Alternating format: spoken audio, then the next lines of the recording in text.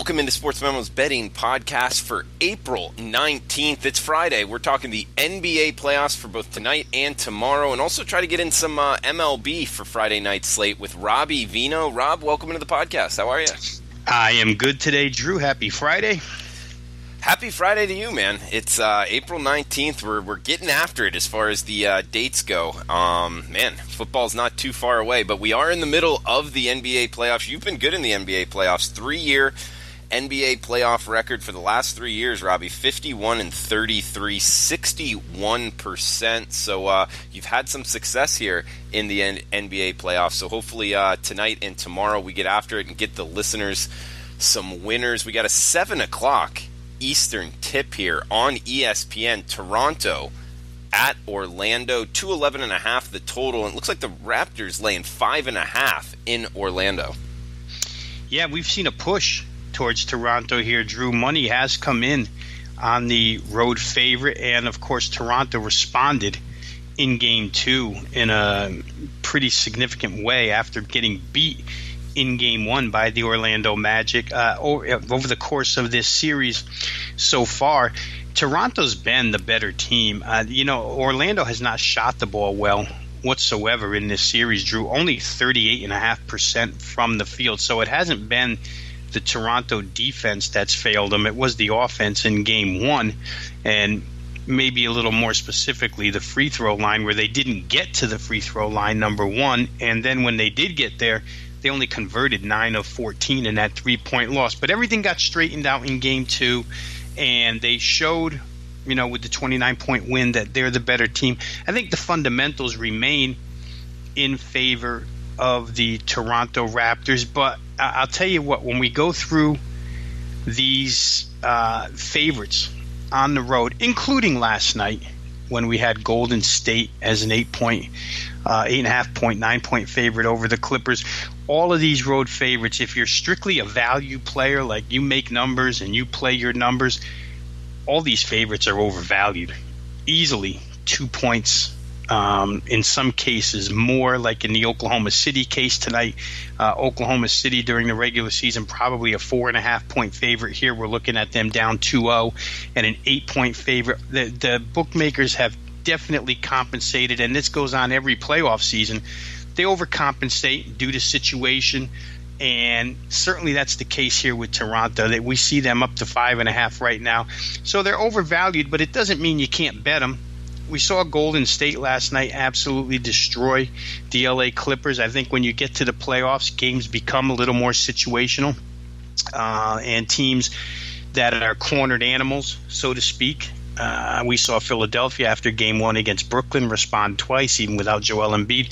Maybe Toronto just the flat-out better team here in this case, and the line movement is a worthy line movement. I just don't know that I can get there, Drew. I find Orlando to be a tough, gritty team all season long, and a unified team. They came on in the second half extremely strong. They've got enough scoring, and they've got enough defensive acumen to keep this one, within the point spread range, in my opinion. I know they're a slow-paced team. Toronto at times likes to break and at times likes to pick up the pace, such as the way they did in Game 2. But I'm really probably the last 5 weeks of the NBA season, I grew a certain fondness for this Orlando team, just reading articles from the Orlando paper as they went on this playoff march. And I don't know that they're going to come home tonight and just lay down for the Toronto Raptors. So we've seen Toronto fold enough in past playoffs. We've seen Kyle Lowry not show up enough in previous playoffs to where I think that if I had to play this one, I would be on the Orlando side plus the points. Robbie, we got an 8:30 Eastern tip here. Boston at Indiana on ABC. This is 205.5 the total, lowest total on the board for tonight. Also, it looks like -3, the Pacers laying at home. Yeah, and boy, heartbreak city for the Pacer backers the other night. the plus 7.5, which looked like it was absolute gold locked up in Fort Knox, and it turned into, getting robbed from those who had Pacers plus 7.5 tickets as Boston wins 99-91 with some miraculous point scoring in the last 8 seconds of that game. I'd expect Indiana, a strong defensive team and a team that can control pace, to come out and play well. These two games, Drew, have not gotten anywhere near the total of 205.5 that's posted here currently as we speak. You got a game that hit 158 and a game that improved by 32 points to get to 190 in Boston. Indiana's going to like the game in that vicinity, less than 200, and they're one of the best under teams at home this regular season. I believe they were 26-15 to the under, so very strong trend there. I don't know. We've seen money come in on over, and we saw 3 overs cash last night. I'm just not so sure that this series, the fundamentals of it, make for a lot of points. I think this still remains a half-court series. This still remains a defensive-minded series, and I don't know that Brad Stevens will be able to loosen it up enough to get Boston into open floor, especially on the enemy court here. So if I had a preference here, it would probably be towards under. Again, Indiana down 2-0, you expect a peak performance out of them in this game. Going down 3-0 would not be good for them, obviously, so we'll get a top-rate performance out of them. Just not comfortable laying this many points. Once again, power rating suggests this game should be pick'em, not Indiana -3, but because they're down 2-0 in the series and because they're home, they are -3. I'll lay off the game. If I had to suggest or recommend anything in this one, it would be under the 205.5. And guys, we're talking with Robbie Veno at sportsmemo.com. He's got 3 MLB plays up for tonight's slate, Friday night slate, so you can check him out there at sportsmemo.com. A premier diamond best bet and also a top-rated run line play.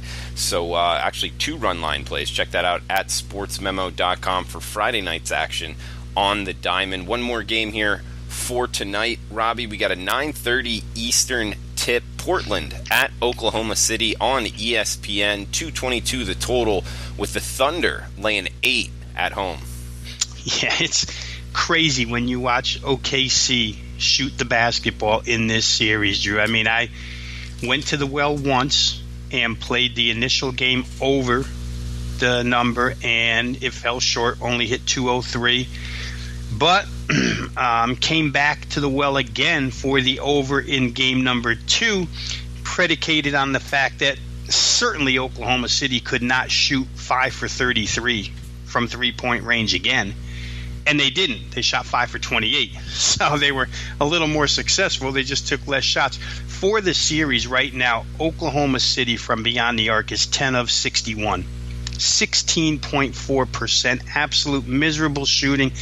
The home floor can only help them here, but now they're in that 0-2 hole where the defense has to come alive. Now, the defense has shown flashes in quarters in this series, but overall consistency hasn't been there for the Thunder defense. Damian Lillard and C.J. McCollum, you could argue they're the second best offensive guard tandem in the NBA. They've certainly put on a show here so far in this series. It's up to the Oklahoma City perimeter defense to keep them a little bit quiet in this one.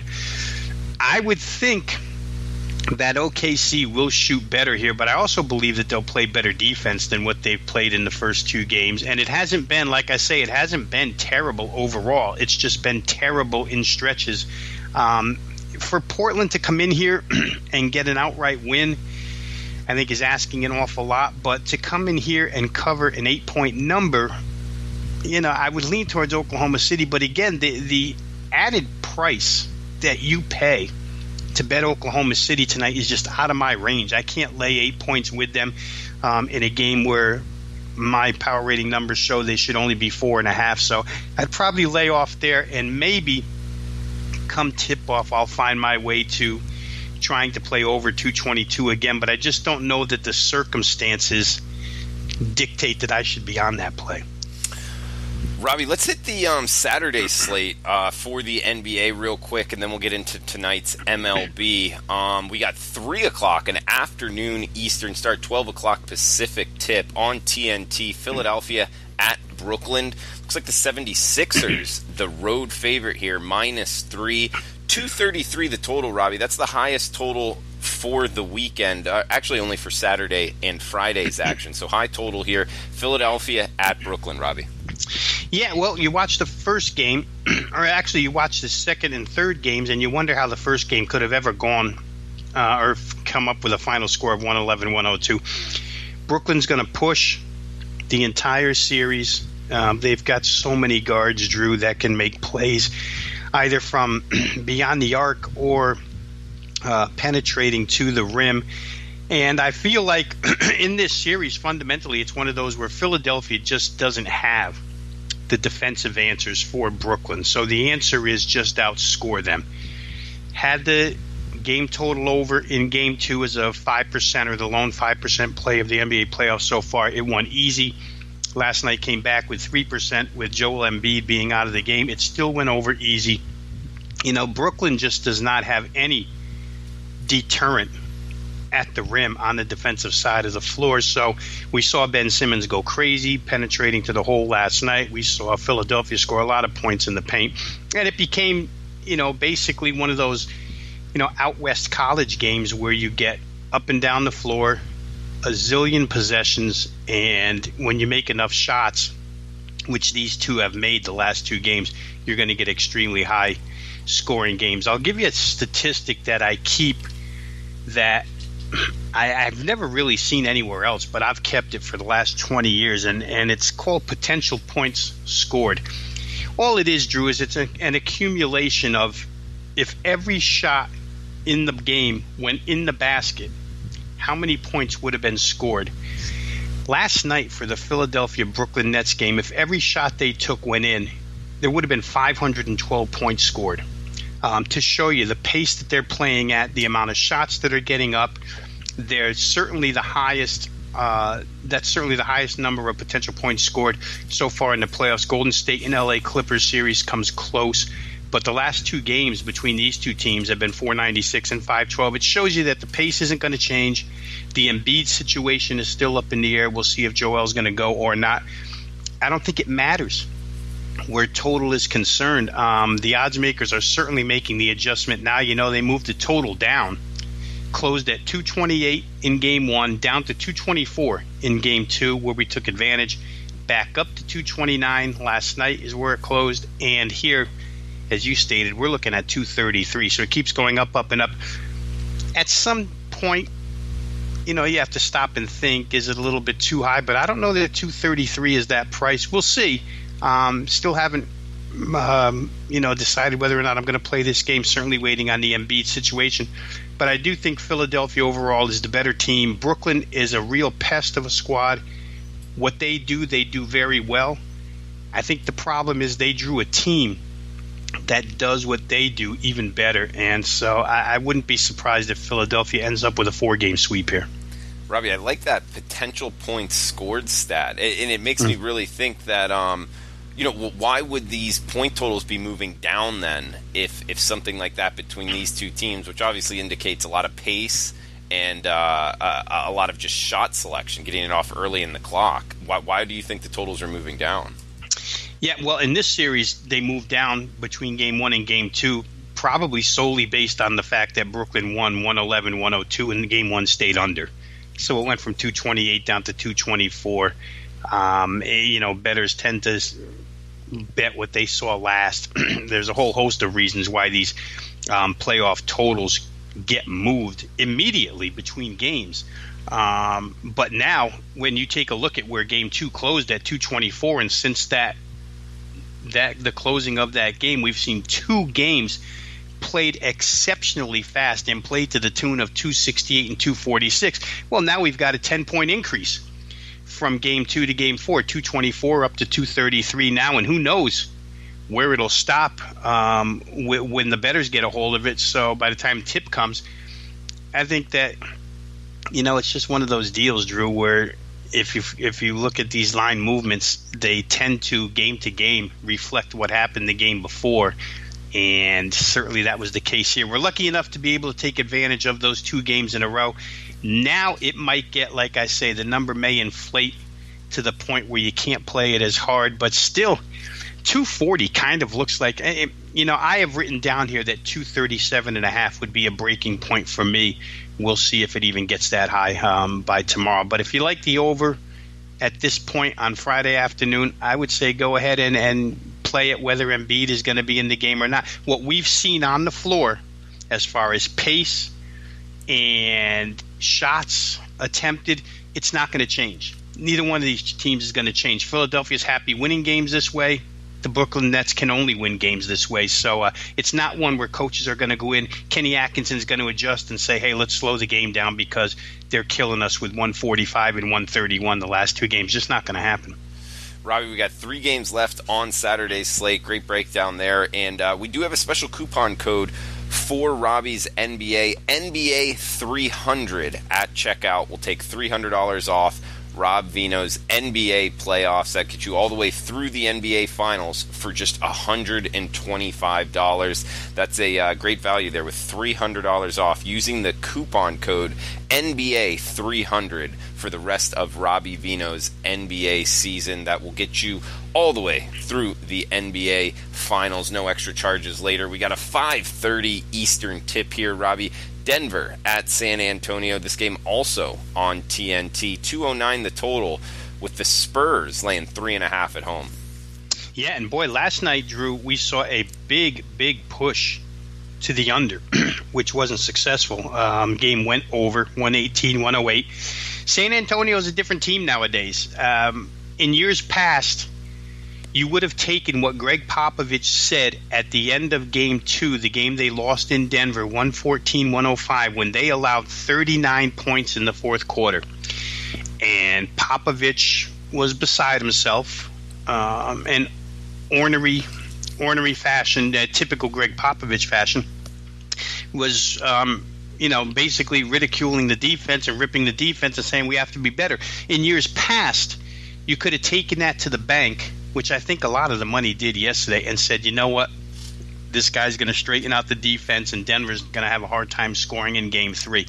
San Antonio just can't play that kind of defense anymore. You look at them on the floor and you just see that they are a team that's converted into a much more offensive efficiency style team, because it's not that they play rapid pace, but boy, they get good shots and they have good shot makers on that team. They get to the free throw line. They do all the right things where scoring points is concerned. They just have a difficult time nowadays defending the way we remember the Spurs defending in championship years. So total-wise, it got well over. It got over the number this in Game 2 as well. In this one, we see a little bit of an adjustment. Again, open 211, pushed down to 209. So one more time, it looks like bettors anticipating a defensive-minded game. I just don't know that I could agree with it. For Denver, I think if I was going to bet that way, Drew, the reasoning would be simple. Denver's the better defensive team of the two. And if Mike Malone's team comes out and really, plays, for lack of a better example, the old Duke palms to the floor style defense, they can probably keep this game under 209. They're in a desperate situation, down 2-1. I prefer to take them with the points here rather than mess around with the total in that particular game. I think Denver plus 3.5. To me, this is going to be a 7-game series, back and forth. These teams are very evenly matched.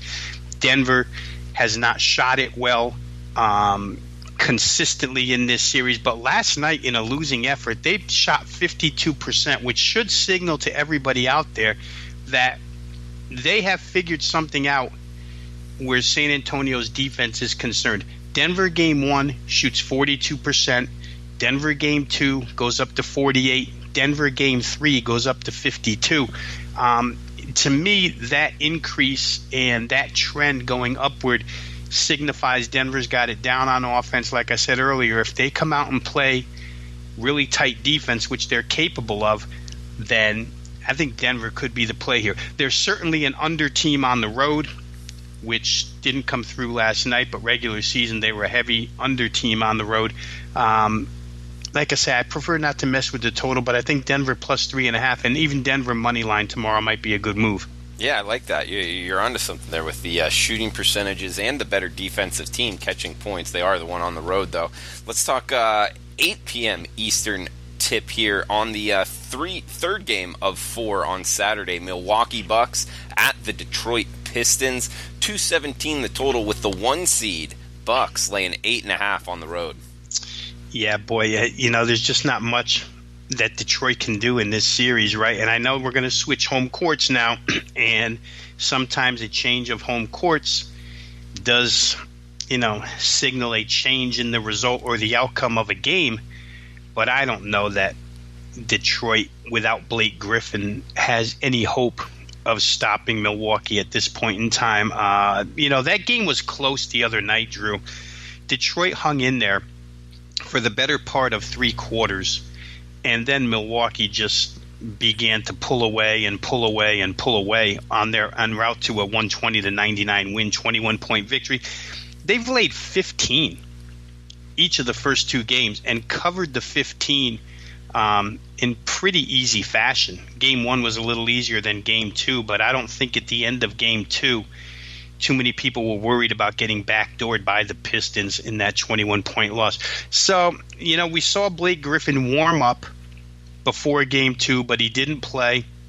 He's listed again as doubtful in this game. And like I said earlier, they just don't have near the weaponry of Milwaukee. They can't go toe-to-toe with them as far as points scored is concerned. And they can't defend them.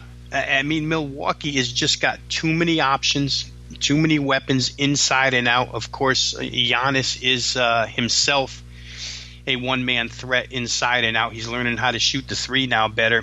But the amount of three-point shooters, and Mike Budenholzer, give him credit, came over from the Hawks to coach this team that was really on the upswing under Jason Kidd's tenure, but he's really brought them to a new level.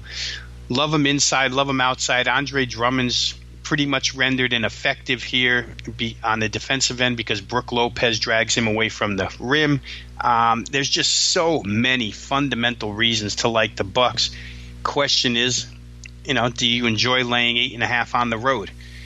I'm not sure, because if you're going to get one huge effort out of the Pistons in this series, it would be here in Game 3, trying to get back into the series in front of the home crowd. And 8.5 is a pretty big number. I mean, obviously, it's more than half of what they were asked to lay at home. I think I would lay off here at 217 for a total. It seems to be a really good spot. I think the odds makers have found the right spot to set the total here. Last game, I think it was 213, and it got over. But at 217, I couldn't have a play there.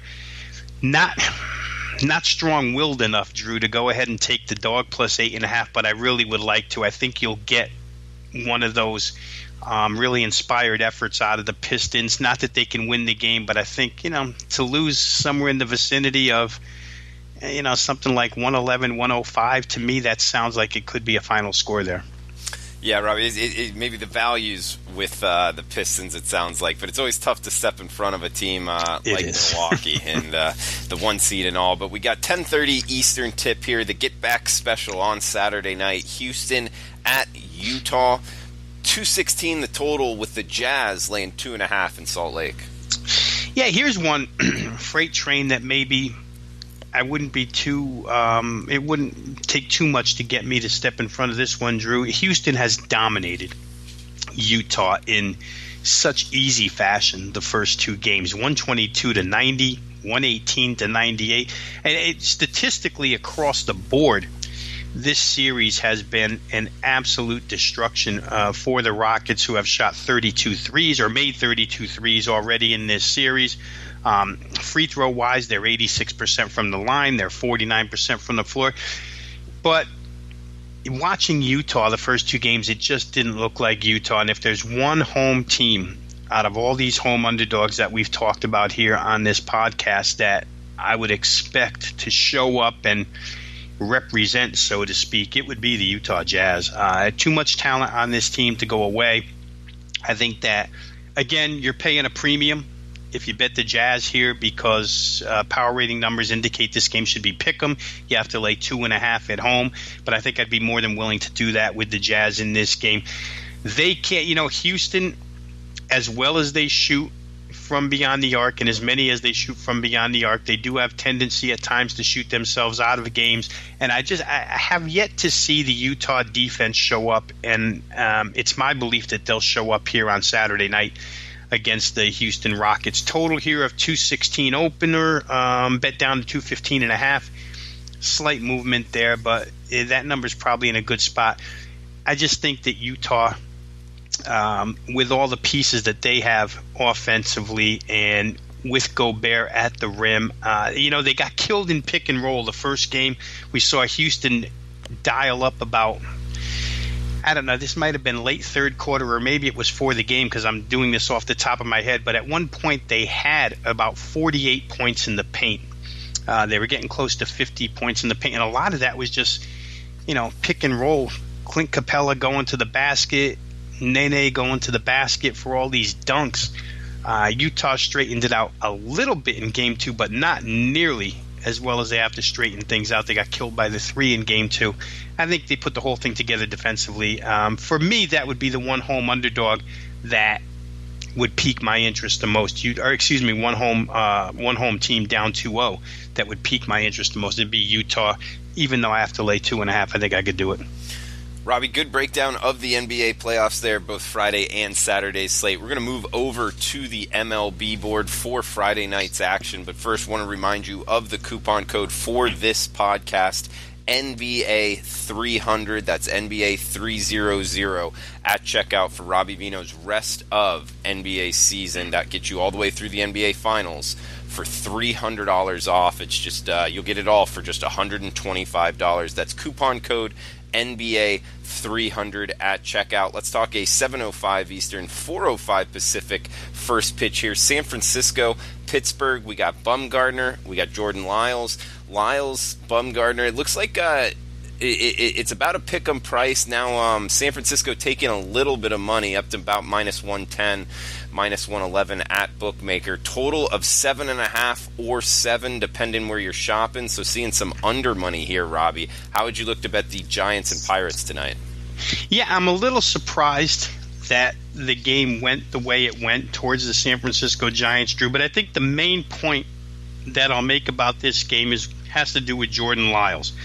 A hard thrower who's been in the league for some years now, but he's another one of these reclamation projects for Ray Searage, the pitching coach for the Pittsburgh Pirates. And it seems like guys come to Pittsburgh, veterans come to Pittsburgh with mediocre careers, and they find Ray Searage and they get it right. So far, through 2 starts, Jordan Lyles has got it right. His overall numbers are better than Madison Bumgarner's numbers at this point in time. For Jordan Lyles, a 0.82 ERA, a 0.91 whip. He's got 12 Ks in his 11 innings pitched, only allowed 1 home run. Outstanding numbers for Lyles so far.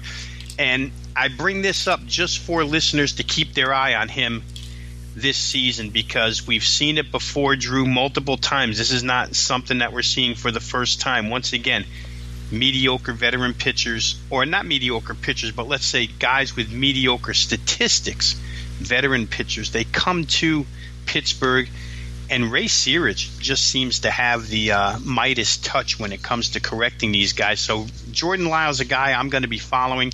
Here in this game, the Giants' offense ranks dead last in the major leagues against right-handed pitching. As far as OPS is concerned, they only have a 585 OPS against right-handed pitching. So that plays into Lyles' hands as well.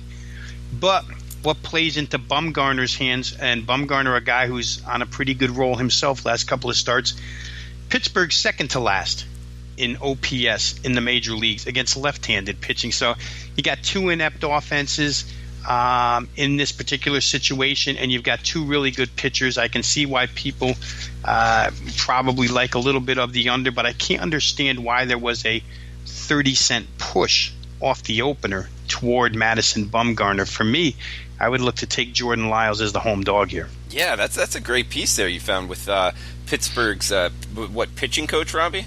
Yeah, Ray Searage, he's been there forever, and it's just, you can go down the list of guys. Who are some of them? Francisco Liriano was an absolute mess, and then got to Pittsburgh and became right. And I had I had a list of 6 pulled up this morning, and now I don't have it in front of me. But there was a great article that I read a couple of days back on this specific subject, which kind of jogged my memory. I'm like, oh yeah, Ray Searage makes all these guys right. So it's something to look out for everybody listening here. Just put a little asterisk next to Jordan Lyles' name and see how he rolls throughout this season, because I think his numbers at the end of the year will be better than what he's posted throughout his career. He's a hard thrower, Drew. He's got the stuff, and at times he's been good, but never consistently. And we'll see if Ray Searage can correct him and get him to be a integral part of that Pirate staff. Yeah, no, that's good stuff. And especially on Jordan Lyles, I believe he played some time in Colorado. I'm just thinking off the top of my head. And yeah, I lost some money on him, thinking that he throws hard, and at times he showed flashes of being good, but every now and then it'd just blow up in his face. So maybe now's the year that it's a good time to jump on Jordan Lyles going forward. We got an 8:40 Eastern first pitch here. Philadelphia, Colorado, Marquez versus Velasquez. 10.5 or 10 being the total, Robbie. Minus 145 home favorites. That's the Rockies here over the Phillies. It's kind of an interesting handicap. We saw it last night with a number that didn't look right, but I believe Colorado came out with the win. So, hey, maybe the market's telling us something else again here, having the Rockies as north of minus 140 favorites. Yeah, and they've had a lot of support, Drew, because this game opened much lower, and we've seen nothing but Rocky support all the way through the morning and into the afternoon, where you and I are now doing this podcast. German Marquez, off of a stellar performance his last time out, you're going to face Vince Velasquez, a guy who's had 2 good starts in a row for the Phillies, but a guy who still, according to his manager, Gabe Kapler, is a work in progress. Being here in the Philadelphia area, see and hear a lot about Vince Velasquez over the course of the last 3 years. Obviously came with high credentials when they got him from Houston, but has never been able to, for whatever reason, whether it be control, which has really been his major issue. It's never been velocity. It's been control and, finding the right location when he throws strikes. You're going to put him in Coors Field now against a Colorado lineup, which got a couple of key pieces back last night. I know you and I were on a separate show yesterday where we talked about this game, and David Dahl returned to the lineup for Colorado. What I failed to mention on that particular show was Ryan McMahon comes back as well, and Ryan McMahon hits 2 home runs last night for the Rockies. So 2 big pieces back in their lineup. But I think the bigger fundamental advantage for the Colorado Rockies in this one is the fact that German Marquez against right-handed hitters last season, 2018, right-handed hitters against him hit 188. They had a 254 on-base percentage. They had a 337 slugging percentage.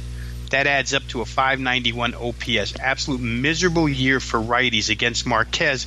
It's continued into this year. So far in his starts, opposing right-handed batters off of Marquez are hitting 130. They're getting on base at a 231 clip, and they're slugging 311. I mean, these are numbers that absolutely tell you that righties have a difficult time with this guy who can touch 100 miles per hour on his fastball, got good command of 3 pitches. So you take that for what it's worth, Drew, but when you go through this somewhat banged-up Philadelphia Phillies lineup, you come up with Andrew McCutchen, right-handed, Scott Kingery, right-handed, Rhys Hoskins, right-handed, JT Realmuto, right-handed, Maikel Franco, right-handed. That's 5 of their biggest pieces as far as run production is concerned that are all right-handed, and righties just don't have any success against Marquez. The only big bat from the left side that Philly has in their dugout is Bryce Harper. Bryce Harper has not had a lot of success against Marquez one-on-one. And the other two hitters in the lineup, Roman Quinn, who's in for Odubel Herrera, who's on the injured list, and Cesar Hernandez, more singles hitters than power hitters. So I think the Coors Field offensive edge really gets taken away from the Phillies here in this matchup. I can understand why people are all over Marquez in this game. Even the run line has been pounded down here in this one. So for me, you might want to look at Colorado. Of course, they're a hot team too, and we know that baseball bettors really follow, hot teams or hot pitchers. And right now, Colorado's the hot team, so they're seeing a lot of money. Robbie, last game up. Let's talk 7:10 Eastern, 4:10 Pacific. First pitch: Chicago White Sox, Detroit Tigers. Rodon versus Zimmerman. -106. We're seeing pretty much a pick'em price here. 8.5 the total. Yeah, I've got a certain soft spot for Carlos Rodon ever since he came from NC State, Drew. Watching him through college, and then when he got to the major leagues, a guy that I wanted to constantly bet on. He's been through some injury problems and hasn't really gotten it right until the latter part of last season and now early on this season. And I know Jordan Zimmerman's thrown well also, but Carlos Rodon to this point has been very, very good. 22 innings pitched, 29 strikeouts. The best of all, he hasn't allowed a home run in his 22 innings pitched. He's got a 1.14 whip. Like I say, Zimmerman's been pretty good, but he's nowhere near the strikeout pitcher. You make more contact off of him. This year, the White Sox have a lineup that if they put the ball in play, they can score runs. So I like the starting pitching matchup. What I didn't like about this game in the beginning was the fact that the White Sox have absolutely overworked their closer, Kelvin Herrera. He's thrown each of the last 3 days, so you're probably out a closer for the White Sox. But then I looked over to the Detroit bullpen situation, and you find that Shane Green, their closer, has also worked 3 games in a row, so they are without their closer. Both teams without their closer tonight. I think the price is right for Rodon to outduel Jordan Zimmerman here. So I think I'm going to take a small look with the White Sox in this game. Bobby, great breakdown of the whole card. Well, I should obviously say Happy Easter to everybody listening to us. Easter Sunday this Sunday, so hope everybody has fun with their families over the course of the weekend. Certainly big week next week with the NFL draft, an event that I'm particularly fond of, so gearing up for the NFL draft. But as always, Drew, just good luck with all your bets here. Hopefully you and I are providing something to help you guys out there cash extra tickets. Yeah, hopefully everybody out there is enjoying will enjoy the holiday weekend with their family. Happy Easter. It is Good Friday. Enjoy anything you got celebrated, and have a safe, fun weekend. We will be back on Monday talking sports betting like always on the podcast. But Robbie, thanks for the time. Best of luck out there, guys. Remember the coupon code NBA300 for $300 off Robbie's rest of NBA season. That makes it just $125 for all of his plays in the NBA on sportsmemo.com. Have a fun, safe weekend. We'll talk on Monday.